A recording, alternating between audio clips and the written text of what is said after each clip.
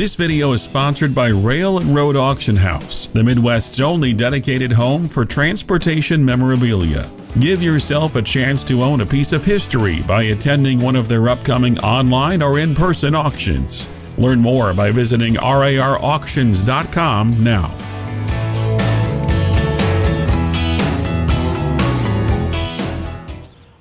On May 7, 2020, DeLay and Block returned to western North Carolina to document the last through trains over Norfolk Southern's Old Fort loops. We began our day looking up at the high fill as S-Line local freight train P87 was seen descending the grade as light power. Announced on May 1st, Norfolk Southern would idle the hump yard at Linwood, North Carolina nearly a week later, causing the S-Line's last remaining through trains to terminate elsewhere. As a result, trains 123 and 135 would no longer stop to work at Asheville Yard, which rendered the Asheville to Bridgewater local, train P87, as the only regularly scheduled train over the loops. Ascending the Blue Ridge Mountains 1,100 feet from Old Fort to Ridgecrest, North Carolina, the former Southern Railway main line requires 12 rail miles to travel a distance of only 3 miles by air. 8 tunnels, huge earthen fills, numerous bridges over Mill Creek, and 2,776 degrees of curvature allow the railroad enough distance to maintain the tolerable yet challenging gradients that range between 1.3 and 2.94% over the ridge.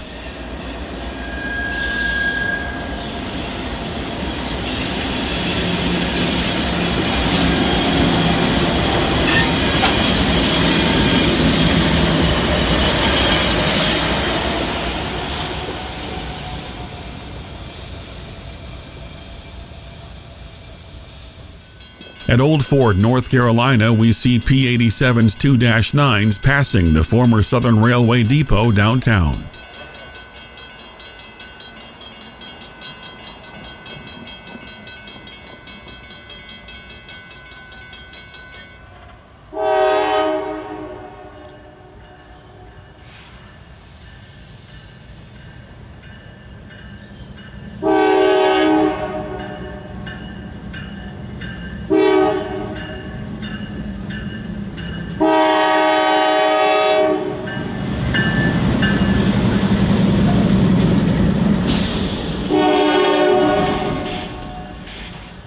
Since May 7th was a Thursday, train P87 originated in Asheville as light power, without any empty wood chip hoppers for loading at Bridgewater. Typically, if there are empty cars for Bridgewater and Asheville that were left over the weekend, P87 will bring the empties with them from Asheville on Mondays and Tuesdays, making for better photographs on the loops. However, from Wednesday through Friday, P87 usually runs as light power unless there are cars for pickup at Old Fort. This Thursday, the crew of P87 would grab a cut of 11 rail cars out of Old Fort Yard for Bridgewater before continuing east. Greenlee Road, east of Old Fort and just beyond the Curtis Creek Bridge, is a great location to capture the train with the Blue Ridge Mountains dominating the skyline.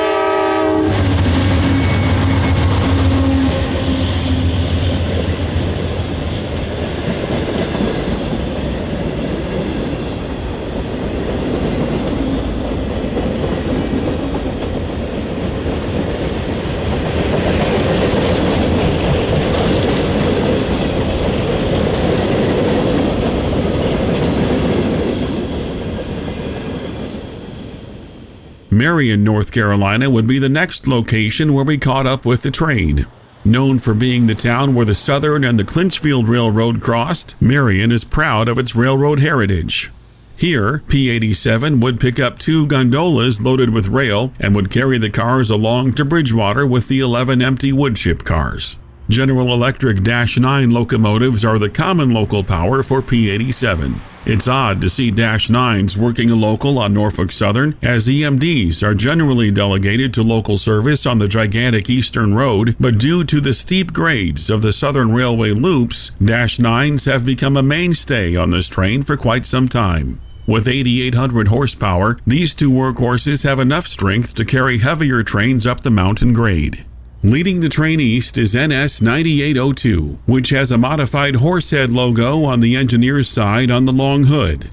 Due to a recent turbo fire, the locomotive's hood was hand-painted by shop workers who apparently didn't have any decals available at the time. Note the larger-sized ears on the horse.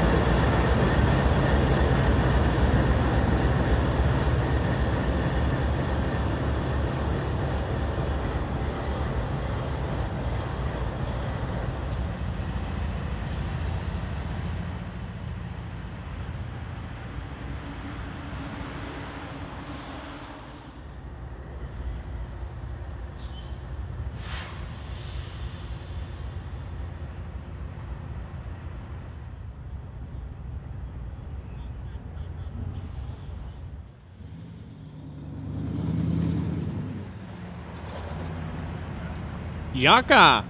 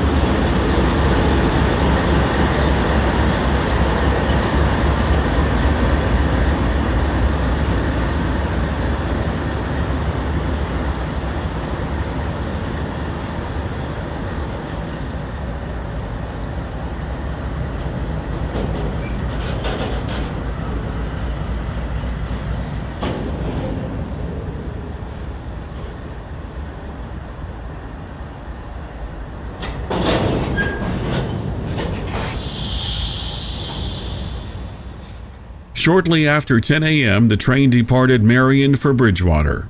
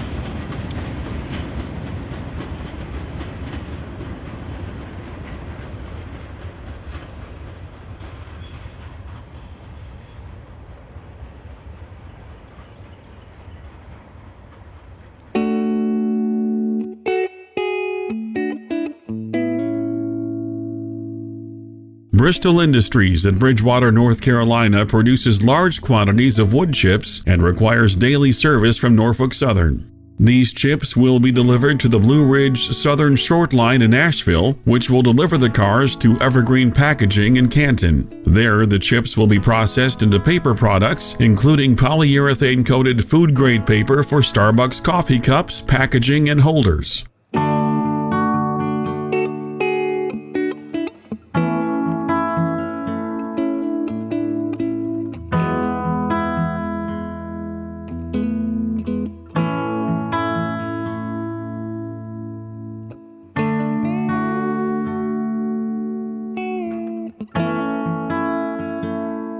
As of August 2020, Bristol is one of only a handful of customers served by Train P87. At the facility, a large crane can be photographed loading timber into the processing plant. Once the timber is cut, shredded, and processed, the resulting wood chips are loaded by rail for shipment to Asheville.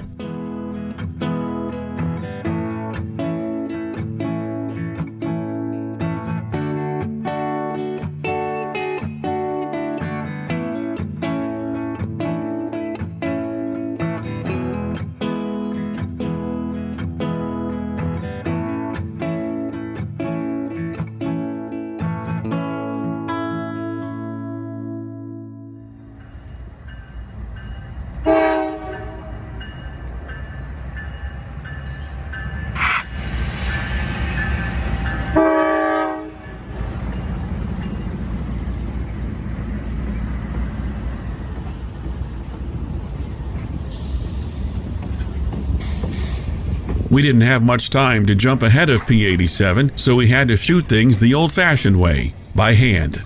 As P87 slowly meanders along Bridgewater siding, the crew will drop off the empties and then grab the outbound loaded cars for Asheville.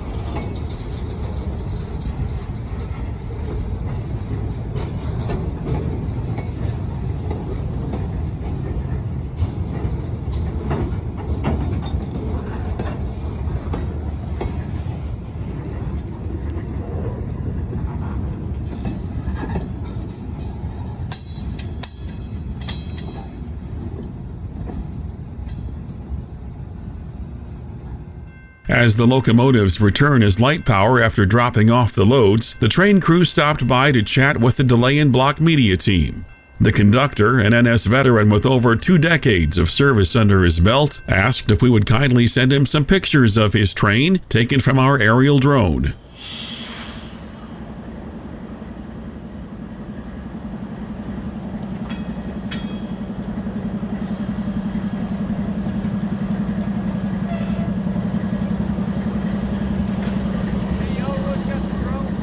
Yeah. Yeah, you can see it through the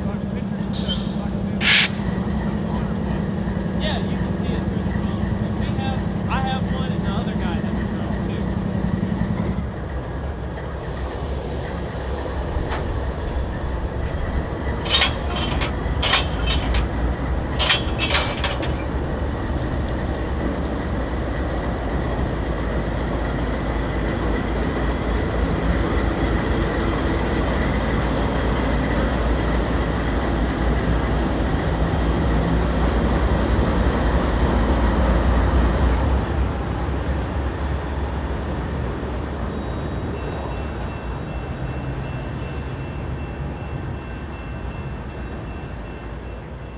It's hard to imagine what the future of the S-Line might be. With the closing of Linwood Yard, all through trains have been eliminated. In the age of precision scheduled railroading, anything could happen, including the line's ownership, which could potentially be transferred to Watco's Blue Ridge Southern Short Line. With the 2 gondolas and 9 loaded cars, P-87 would depart Bridgewater shortly after 12:30 p.m.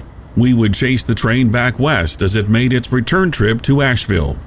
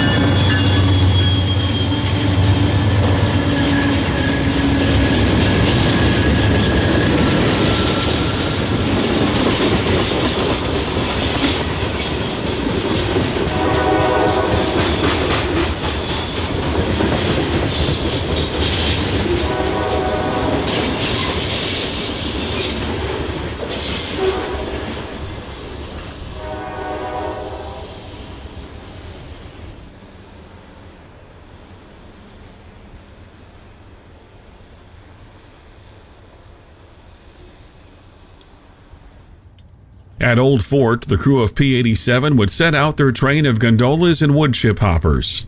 Since train 135 was too heavy to climb the loops without helpers the previous night, a large cut of manifest cars was set out for P-87 to take up the mountain grade.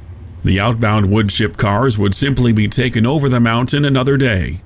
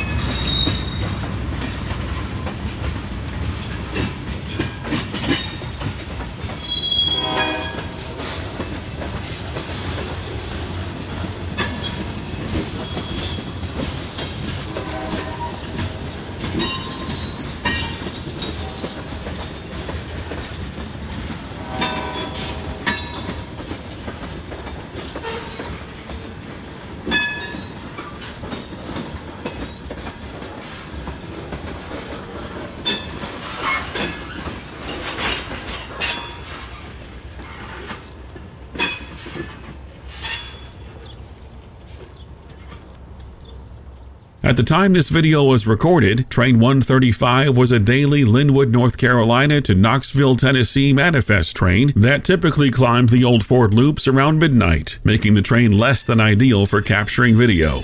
The 135 symbol running via Asheville dates back to the days of the Norfolk Southern merger.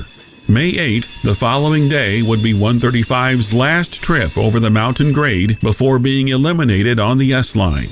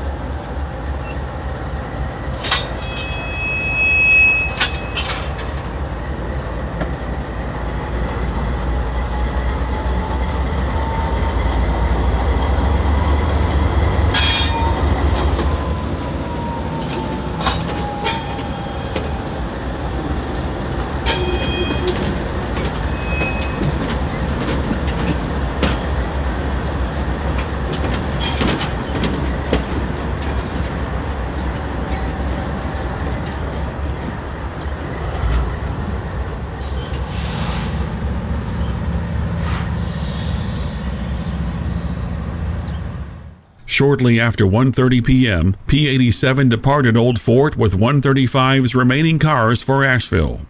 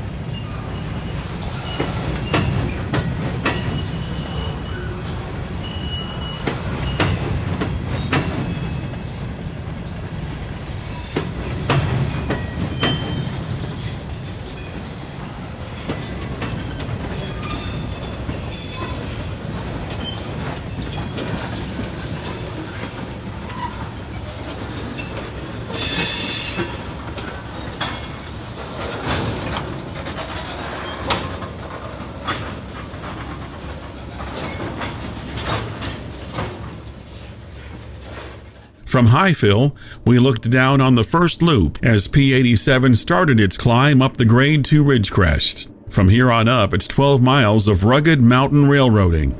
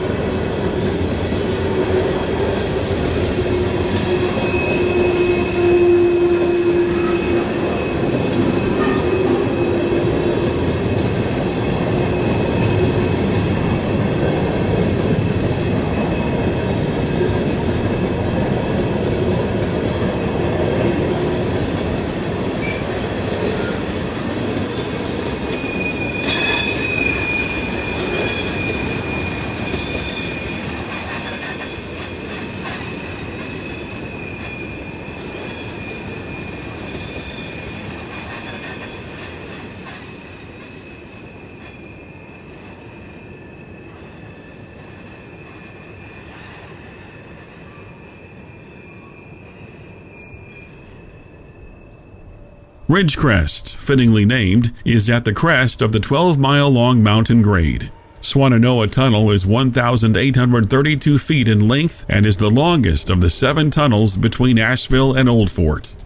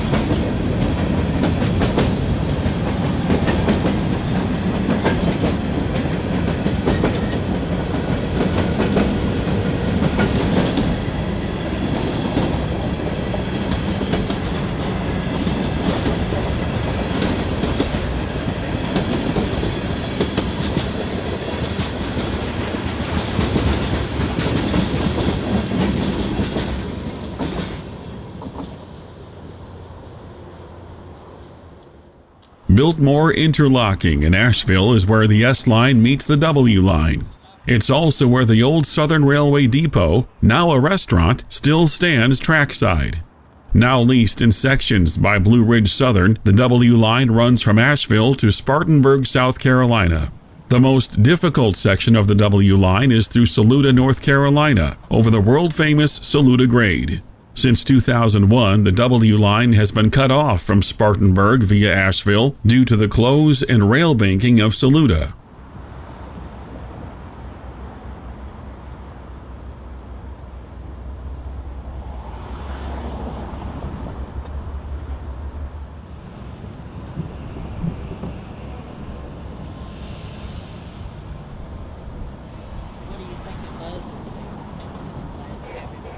From the US 25 overpass, we set up to capture P87 as it continued into yard limits. In addition to our crew, several other rail fans were present for the P87's arrival as they anticipated the departure of Norfolk Southern Train 123, which would be the last eastbound through freight train to descend the Southern Railway loops.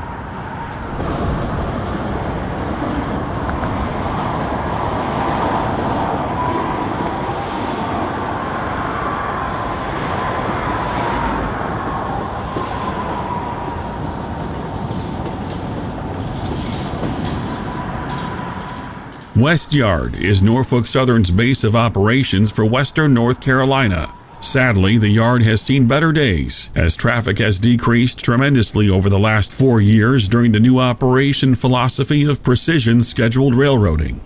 10 years ago, Asheville saw an average of 20 through trains per day without including locals. As P87 slowly snaked through the yard, it was greeted by Manifest 123.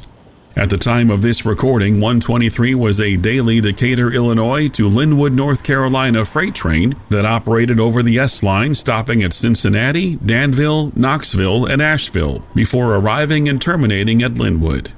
Opened in 1979, Southern Railway's Linwood Yard was one of America's newest hump yards. However, due to the precision scheduled railroading operating philosophy, Norfolk Southern executive management determined that Linwood was no longer a profitable yard for the classification of trains. The hump was closed for good on the week of May 10, 2020, with Norfolk Southern citing the COVID-19 pandemic as the reason for the yard's closure. Many railroaders in the area believe that to be an excuse for something that had been in the works for a long time coming. Trailing behind the lead ES40 DC locomotive was NS SD60E number 6963, which is painted in the special Go Rail scheme. Go Rail is a railroad lobbying group that advocates for freight rail transportation in the United States. The locomotive was painted by Norfolk Southern in 2014 to commemorate the relationship with the organization. 123 also utilizes helper locomotives to assist the train over the steep mountain grades along the way, while also lending additional dynamic braking power for gradient descent. Today's train had 2 helper units, including Norfolk Southern's first SD70 ACC rebuild, number 1800, which was decorated in a commemorative yellow main scheme. They say it wasn't planned, but many rail fans believe these locomotives were intentionally sent to be the power for the last eastbound through train down the mountain.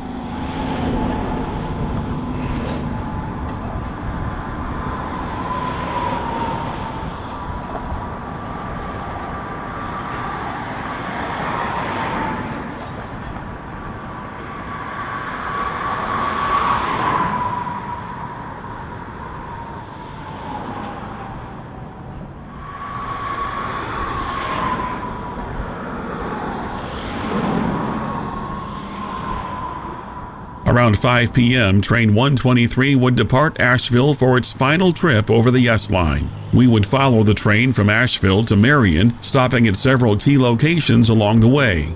Local area rail fan Josh Clark helped provide additional footage of this historical move as the train made its way east down the mountain to Old Fort.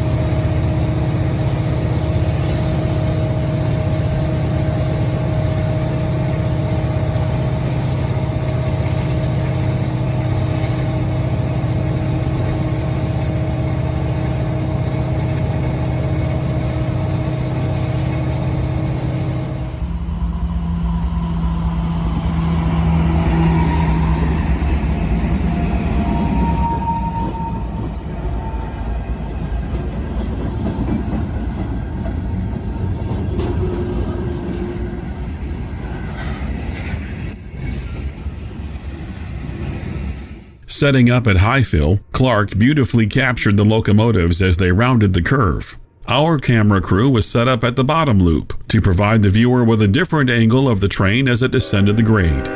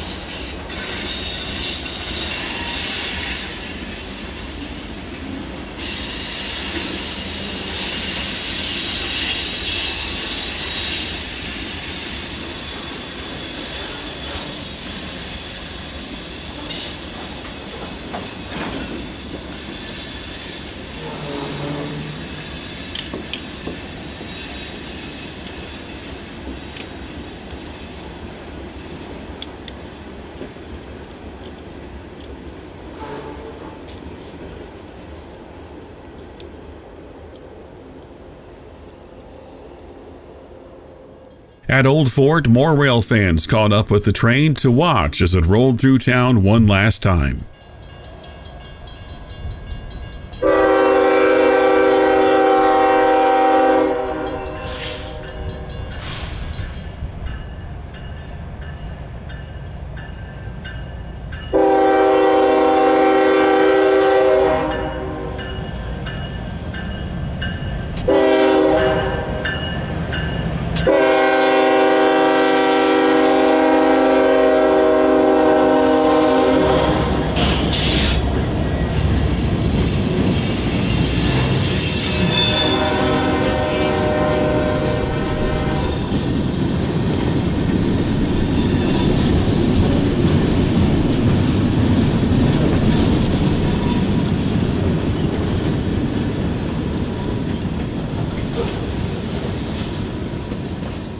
Marion, North Carolina would be the last location where we captured train 123. It would arrive at Linwood, North Carolina just a few hours later in the darkness of night. For many, this was the end of an era. As one local rail fan put it, seeing that last train roll down the loops was like watching a dear old friend take his last breath. Indeed, it was a sad sight, but we were grateful to have captured this historical event for future generations. The next day, we would spend the morning chasing trains on the CSX Clinchfield loops before capturing 135 as it climbed the Old Fort loops for one last time.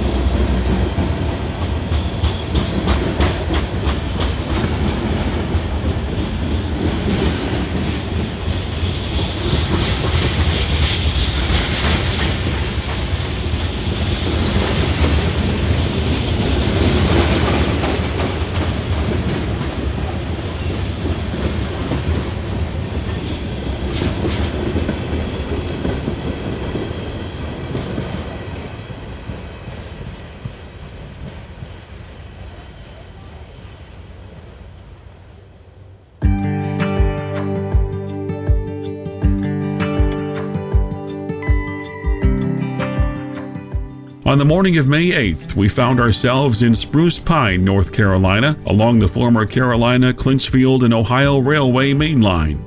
Situated along the North Toe River, Spruce Pine is deep in the heart of the Blue Ridge Mountains. Roughly an hour northeast of Asheville, the small community of 2,100 people is rich with natural beauty and mineral deposits. The Spruce Pine Mining District is home to one of the richest deposits of gems and minerals in the world. Mined for its mica, kaolin, quartz, and feldspar, the district provides over 90% of raw materials used in plumbing fixtures.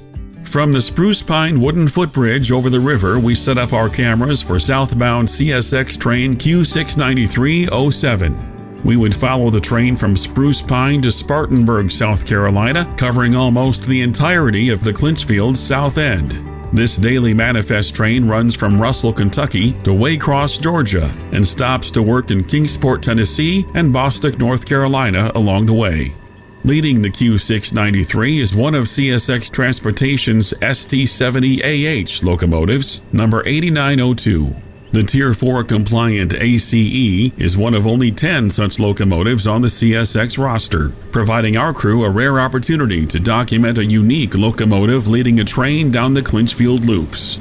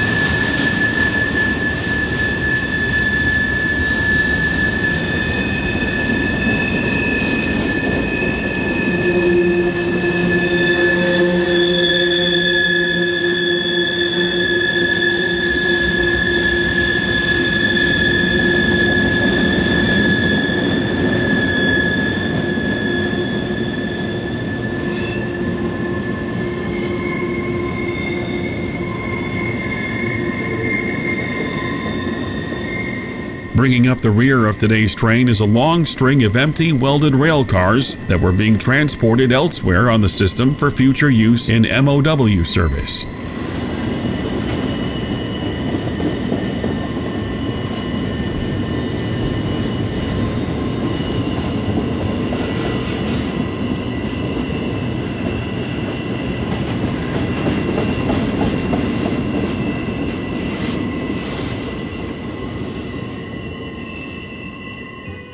Between Alta Pass, a small community just south of Spruce Pine, and the bottom of the grade at North Cove, the Clinchfield loops wind their way along the edge of Honeycutt Mountain at a 1.2% average gradient. The term Alta Pass was given to the area by the railroad, which tunnels through McKinney Gap, the highest point in the region. The loops are an engineering marvel, featuring 17 tunnels and 5 horseshoe curves. While nearly 25 miles of rail were needed to keep the grade below 1.5%, the distance between Spruce Pine and the bottom of the grade is only 10 miles by air. In fact, on a single stretch of the line between milepost 208 to Washburn Tunnel, trains will travel 16.5 miles of railroad, whereas if they could run in a straight incline grade, the trains would only travel 1.9 miles. The glorious Google machine is taking us down this road, and we have no idea what we're in for until we find out it's a gravel road with nothing but switchback curves. This is a lot of fun. We're not in Kansas anymore, Toto. Look at this. I mean, we're talking 700-800 foot drop off, no guardrail, nothing. This is crazy. Here, look at this curve right here. How are we supposed to chase a train? Oh my god. Jeez, dude. This has got to be one of the prettiest roads that I've ever been on. And oh my gosh, I can't believe they built a railroad over this mountain. Holy crap, the Clinchfield is cool. OMG, Vo. Jumping ahead of the train with plenty of time to spare, we found ourselves at the Camp 2 defect detector at milepost 194.5. This location is where the second camp of railroad workers stayed during the construction of the loops beginning in 1905. It took 3 years of hard labor and over 4,000 immigrant workers, mostly of Russian descent, to complete the Clinchfield loops.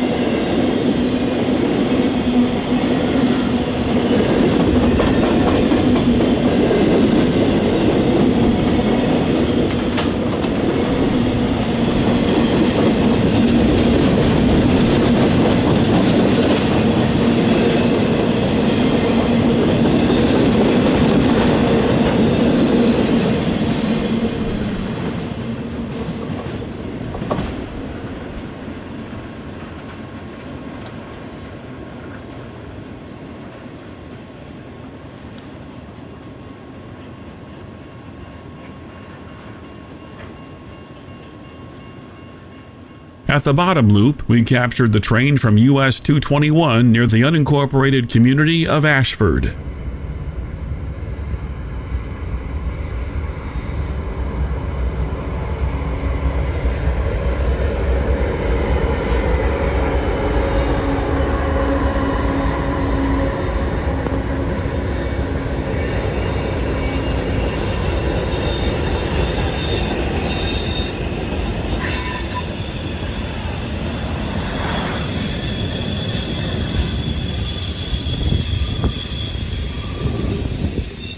Just south of North Cove, we jumped ahead of the train again and set up at milepost 210. Honeycutt Mountain can be seen in the background, the very mountain the Clinchfield loops climb to Alta Pass.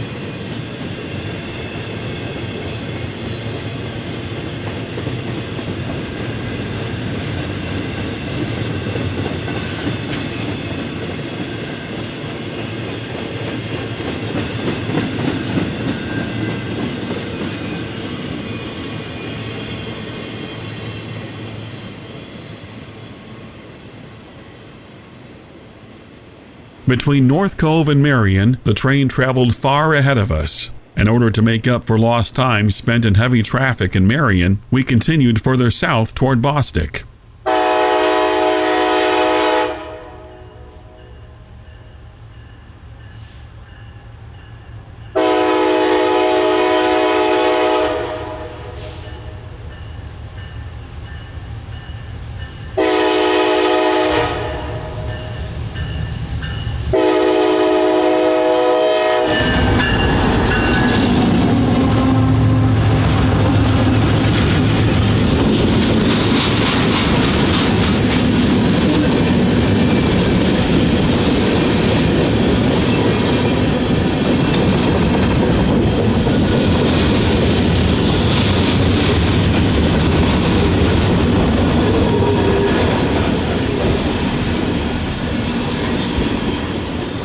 From Elkhorn City, Kentucky to Kingsport, Tennessee, the Clinchfield operates as the CSX Kingsport subdivision.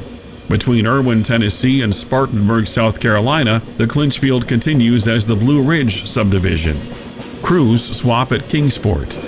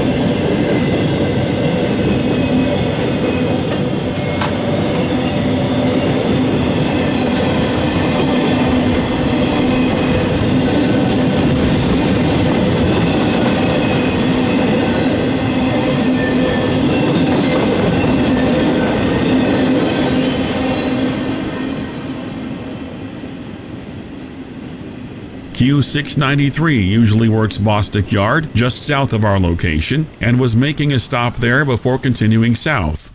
Bostic is where the Seaboard Airline once connected with the Clinchfield. Today, CSX uses the Seaboard to access Charlotte from the west. Since Bostic Yard is inaccessible due to its remoteness, we continued south of Forest City, setting up our cameras at a beautiful countryside crossing.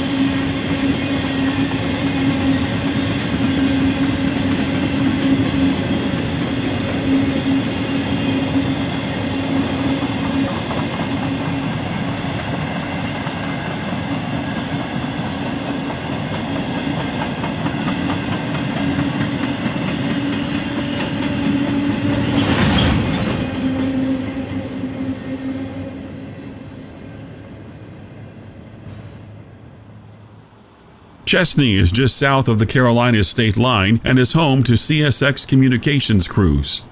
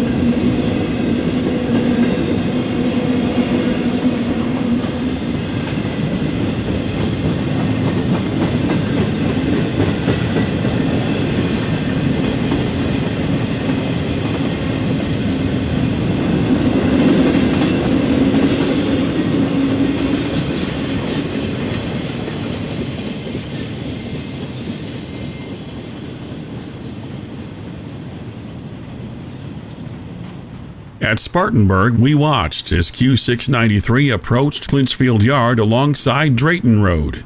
We're here in Spartanburg, South Carolina. Always have wanted to visit here. We're on the tail end of the Clinchfield Railroad. We just finished chasing one of the ST70 AHs. I just call them Tier 4 aces.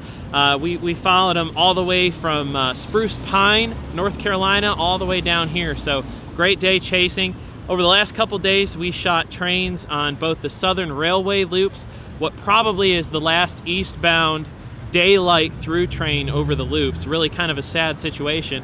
And then we had an opportunity to chase a train over the Clinchfield loop. So both loops in the Carolinas in 2 days. I just want to say thanks to Jacob, who has been our tour guide today. We would be very lost without him.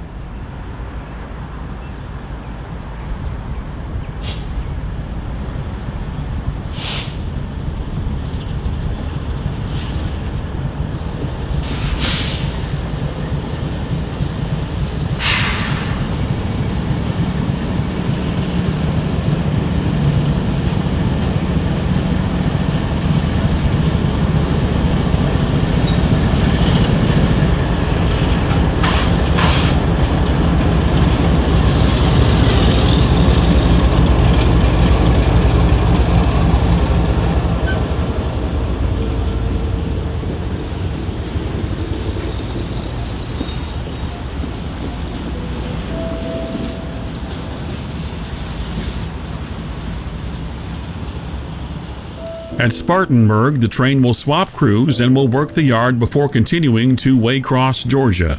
Q693 still had a long way to go before reaching Waycross, working Greenwood and Augusta before arriving at Rice Yard.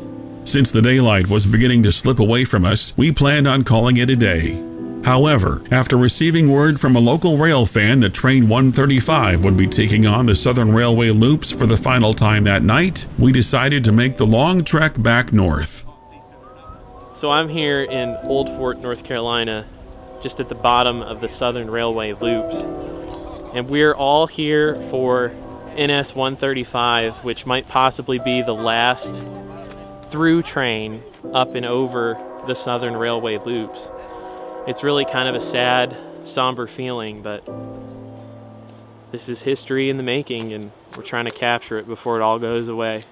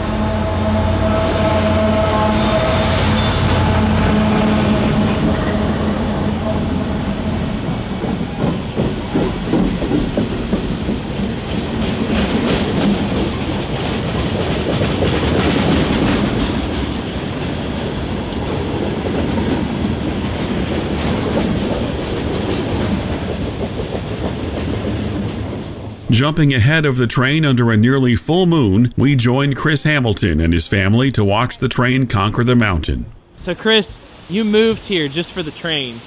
What's it like seeing possibly the very last through freight train go through here? It's still very special. I think it's an awesome opportunity to witness railroading at its best here in the best place in the world, the Southern Loops. There's the train right there. What makes the loops so special? I think it's just the engineering of man to be able to make something so incredible, to go from one place to another, and all the engineering it took to make this line and get it to where it goes and climb to the highest elevation in this area to get over to the Blue Ridge Mountains.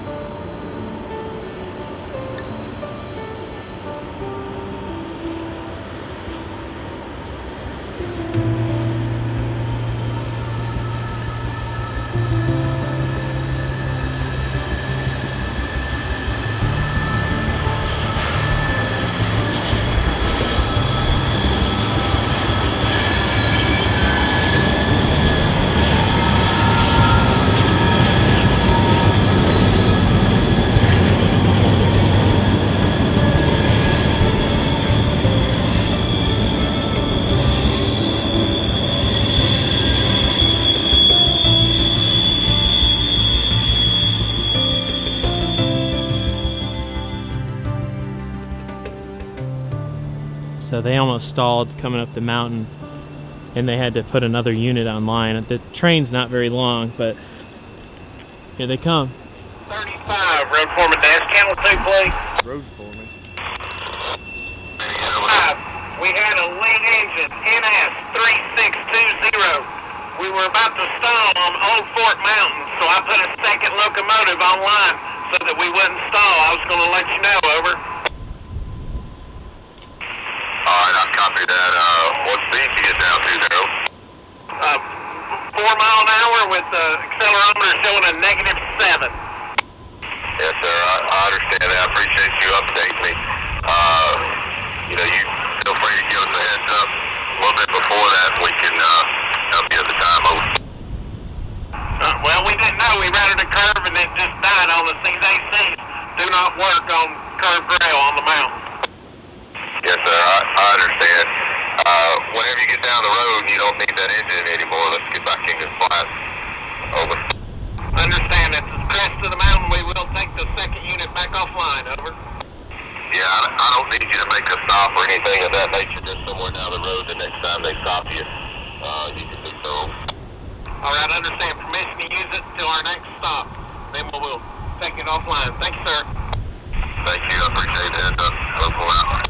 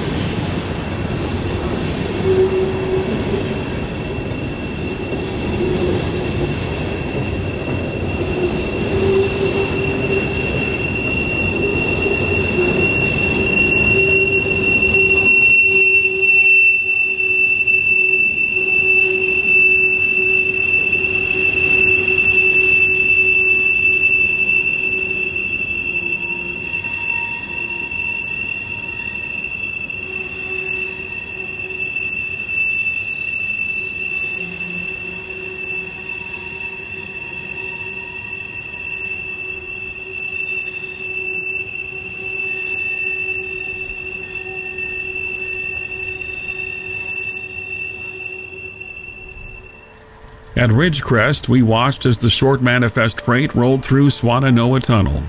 The power from Thursday's 123 was added to 135's consist, including GO Rail SD60E number 6963.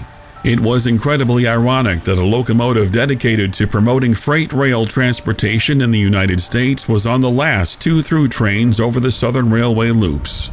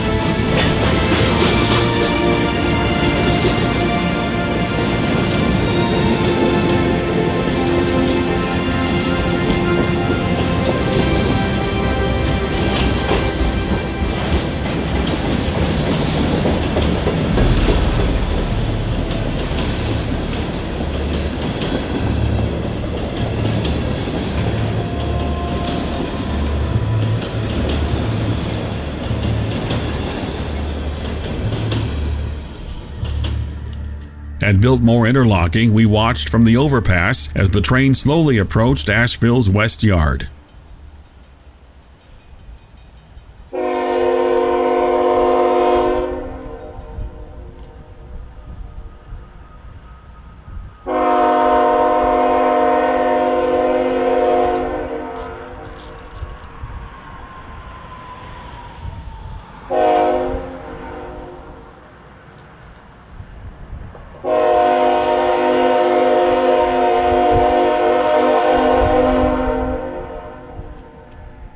It was hard to describe the emotion surrounding this event. For many rail fans and railroaders alike in western North Carolina, this was a heartbreaking end of an era. While NS still serves the region with local freight service, going forward, Asheville will resemble a mere shell of its former glory without the presence of through trains. Though this change of service in an age of precision scheduled railroading is hard to accept, there is hope for the future, with rumors that Norfolk Southern may sell the S-Line to a short line carrier.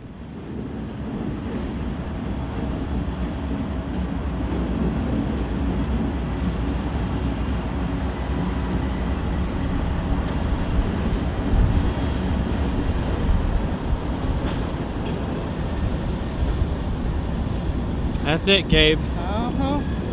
Last through train on the S-Line.